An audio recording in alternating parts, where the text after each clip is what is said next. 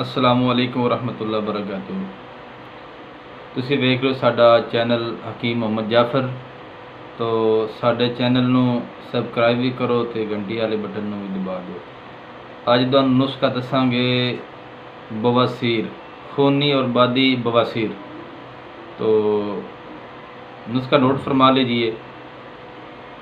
मगज़ नमूली 20 ग्राम, पोस्त हलीला दर्द 20 ग्राम, रसूद 20 ग्राम, मगज़ बनोला 20 ग्राम, कफूर 20 ग्राम, हलवा 20 ग्राम।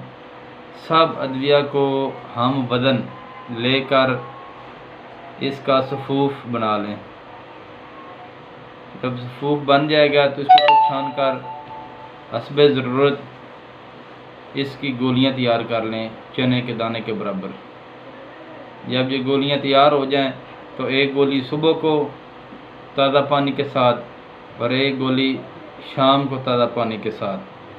तो इंशाअल्लाह और पुरानी से पुरानी बवासीर से भी अल्लाह पाक शफ़ाए कामिला अता फरमाएंगे। मसलसल एक महीना इस्तेमाल करें। अल्लाह हाफिज़।